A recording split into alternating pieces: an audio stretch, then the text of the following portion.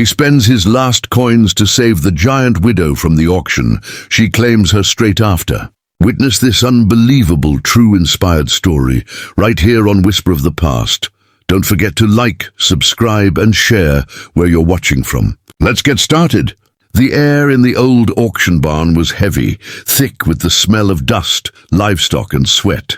Long beams of sunlight filtered through the cracks in the wooden roof, catching the swirls of hay and smoke drifting in the room. The chatter of men filled the space. Rough voices, coarse laughter, and greedy whispers bouncing from one corner to the next. These were men who had gathered not only for cattle or tools, but for something far more unsettling. At the center of that dimly lit hall stood a woman, bound not with ropes, but with humiliation. They called her the Giant Widow. Her name, Evelyn Kane, was rarely spoken. To most of the town, she was a curiosity, a figure of gossip and fear, towering over 6.5 feet, with shoulders broad as an ox and hands that looked like they could crush stone. She had lived through heartbreak most couldn't imagine. Her husband, a miner who had loved her fiercely, had been killed in a cave collapse. The debts he left behind swallowed her land, her home, and her dignity. Now stripped of everything, she was forced to stand as a prize to be sold to the highest bidder. The auctioneer, a greasy man with a thin mustache, smacked his gavel against the podium. "Gentlemen, step forward. What you see here is strength, endurance, and size unlike anything you'll find in the county. A worker like no other. A woman who can plow the fields, haul timber, even defend your land if need be. Do I hear 500?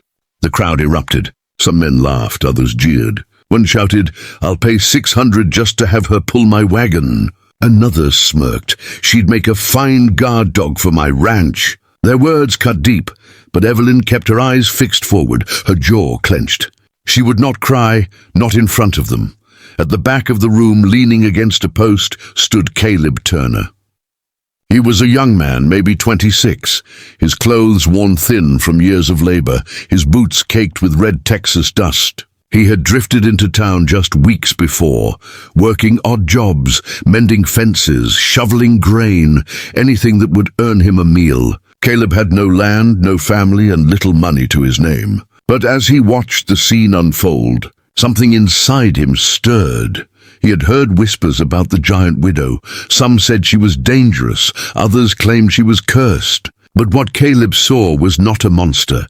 It was a woman whose pride was being stripped away by men who had never known her worth. He remembered his father's words before he died.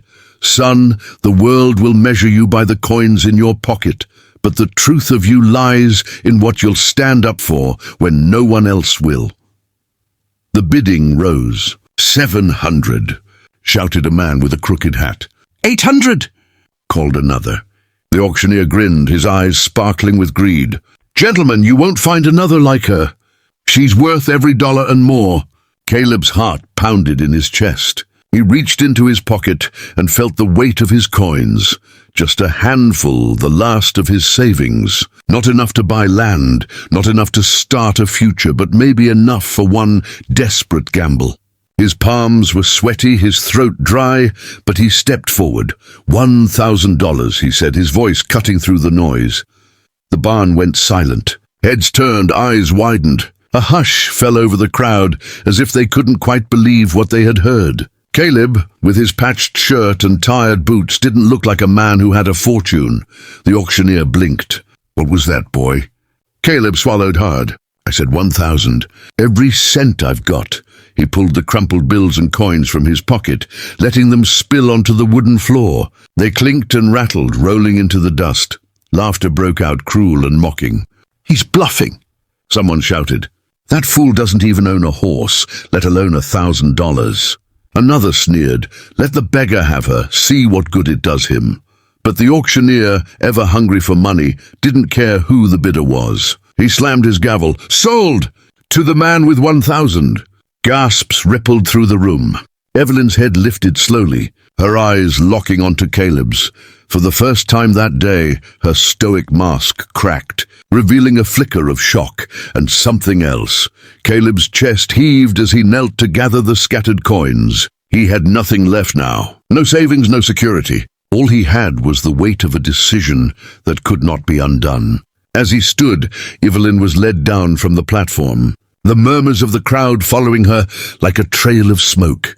When she stood before him, towering and proud despite the humiliation she had endured, Caleb looked up at her. His lips parted, but no words came. What could he say? That he had acted on instinct? That he couldn't stand by while men treated her like livestock? That he saw her not as an object, but as someone worth saving? The sheriff, scowling in the background, spat into the dirt. "Take her, then. She's yours. Don't say I didn't warn you."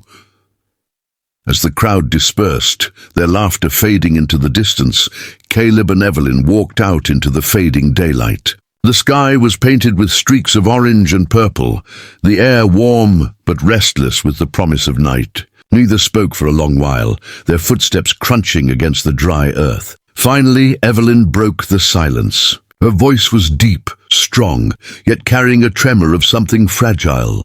"Why did you do it?" Caleb glanced at her, then back at the road ahead. "Because it wasn't right. You don't belong to them. You're not something to be sold." She studied him, her sharp eyes scanning his thin frame, the lines of exhaustion etched into his face. He was no rich savior, no man of influence. He had nothing, and yet he had given up what little he had to free her. "You've ruined yourself for me," she whispered. Caleb shrugged lightly, though his heart was still hammering. "Maybe, but I couldn't just stand there." The words hung in the air, heavy with unspoken meaning. Evelyn stopped walking, forcing Caleb to turn toward her. She bent slightly, her massive shadow falling over him, and rested her hand on his shoulder. Her touch was firm but not unkind. "You may have bought me," she said slowly, "but understand this, I claim you now. Whatever happens, wherever we go, you are mine." The promise in her voice was not possession, it was protection, a vow forged in the fires of humiliation and redemption. Caleb didn't flinch. For the first time in years, he felt as though he belonged somewhere, not because of land or money, but because of a bond born in the most unlikely of places. That night, as they reached the edge of town, the stars spilling like silver dust across the Texas sky, Caleb knew his life had changed forever. He had spent his last coins to save her, but in truth, it was she who had saved him. The night in Texas carried with it a silence that felt alive. The air was heavy with the lingering warmth of the day, the scent of dry earth and mesquite wood drifting under the vast sprawl of stars. Caleb walked beside Evelyn without speaking, his boots crunching against the dirt path. He had never felt so empty and yet so full at the same time. Empty because he had no money, no future laid out before him, no plan for tomorrow. Full because of the strange and powerful presence at his side, the giant widow, whose very stride seemed to shake the ground beneath them. Evelyn moved with the quiet strength of someone who had endured storms greater than this night. Her long steps carried her forward with purpose, yet her face betrayed the weight of what had happened. To be paraded, mocked and sold had cut deep, even if she had not allowed the crowd to see her shame. But now, walking beside the man who had thrown away his last coins for her freedom, she felt something unexpected, an unfamiliar stirring of loyalty. They reached the edge of town, where the lanterns grew scarce and the sky opened wide. Caleb stopped for a moment, turning toward her. "Do you have anywhere to go?" he asked softly. She shook her head, her dark hair falling against her broad shoulders. "The sheriff took my land. My husband's grave is all that remains, and even that lies on soil I no longer own." Caleb's chest tightened at her words. He knew loss. He knew what it meant to have the world strip away everything you loved. He wanted to tell her that he understood, but the words stuck in his throat. What comfort could a penniless drifter offer to a woman who had lost everything? "Then stay with me," he said finally, surprising even himself. "I don't have much, but I won't let you be alone." Evelyn turned her gaze down at him. In her eyes glimmered a mixture of sorrow and strength, of disbelief and cautious hope. "Do you even know what you're saying?" she asked. "You gave up everything for me already. What more can you give?" Caleb swallowed. "Maybe nothing. But maybe what you need isn't land or money. Maybe it's just someone who won't turn their back." The silence stretched between them, broken only by the faint rustle of the wind. Then Evelyn stepped closer, her towering figure casting him in shadow. She placed her large hand on his shoulder, steady and sure. "You saved me, Caleb Turner. And now, whether you realize it or not, you belong to me. I won't let you slip away." Her words should have frightened him. To most men, the idea of belonging to such a formidable woman would have been unthinkable. But Caleb felt no fear. Instead, a strange peace washed over him. She wasn't claiming him as property. She was binding them together, forging a vow as strong as any contract. They continued walking until they reached an abandoned cabin just beyond the fields. It leaned to one side, its roof sagging, its windows cracked. Still, it offered shelter from the night. Inside, the air was cool and smelled of dust, but the walls stood firm. Evelyn set her jaw. "It'll do," she said. Caleb gathered what scraps of wood he could find and lit a fire in the hearth. The flickering glow painted the room in shades of amber, shadows dancing across Evelyn's face. She lowered herself onto a creaking chair, the wood groaning under her weight. For the first time, Caleb truly saw her, not as the giant widow, not as a curiosity, but as a woman who had suffered deeply and still stood tall. "You shouldn't have done it," she said after a long silence, her eyes fixed on the flames. "Done what?" Caleb asked, though he knew. "Thrown away your life for me. You had a chance, maybe not much, but something. Now you've tied yourself to my misfortune." Caleb leaned against the wall, his arms folded. "I didn't see misfortune. I saw someone who deserved better. And if the price of doing what's right is losing a few coins, then so be it." Her lips twitched as if she might smile, but instead she looked away, her expression hardening again. "Men don't usually think that way," she murmured. "They see me and think of labor. They see me and think of strength. They don't see me." Caleb stepped closer, the firelight catching the weariness in his face. "I see you," he said quietly. The words lingered between them like a fragile thread. Evelyn's eyes softened, her defenses lowering for just a moment. She wanted to believe him, but years of scorn and ridicule had taught her not to trust easily. Still, there was something in his voice, something steady and unshaken, that stirred a hope she thought had died with her husband.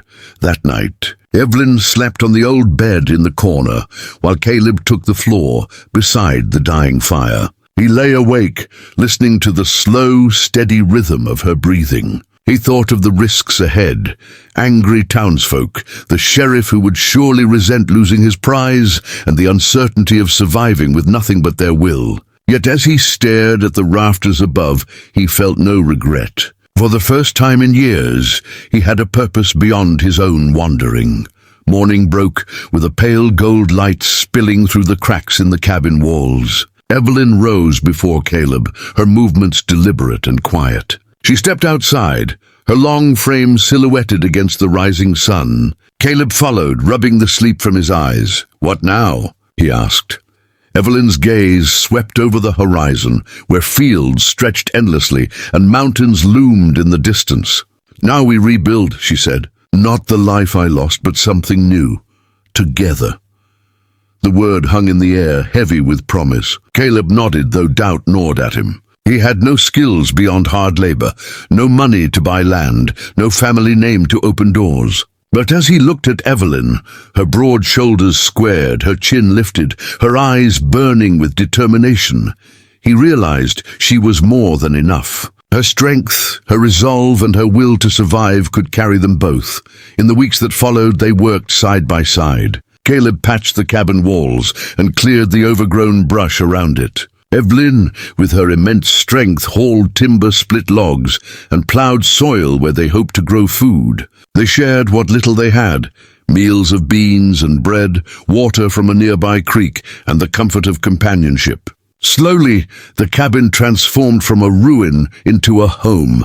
Word spread through town of what had happened at the auction. Some mocked Caleb as a fool who had wasted his life on a widow twice his size. Others whispered that the giant widow had bewitched him, that no sane man would choose her willingly. But neither Caleb nor Evelyn paid the rumors any mind. Each day, as they worked, as they shared stories by the fire, as they laughed quietly at the absurdities of survival, their bond deepened. One evening, as the sky burned crimson and the cicadas sang their chorus, Evelyn sat beside Caleb on the porch. She looked at him, her sharp features softened by the glow of twilight. "Do you regret it?" she asked suddenly. "Regret what?" Caleb replied. "Spending everything, saving me, binding your fate to mine." Caleb thought for a moment, then shook his head. "No, I'd do it again, 1,000 times if I had to." Her breath caught, and for the first time since her husband's death, tears welled in her eyes. She turned away quickly, but Caleb reached out, his rough hand brushing hers. She didn't pull back. From that night forward, there was no question. They were no longer two broken souls bound by chance. They were partners, bound by choice. She claimed him not as property, but as a promise. And he, in turn, found in her not just strength, but a love fiercer and truer than anything he had ever known. Together, they built a life from nothing. And though the world might never understand their bond, Caleb and Evelyn knew the truth. He had spent his last coins to save her, but it was she who had claimed him, and in doing so had saved him right back.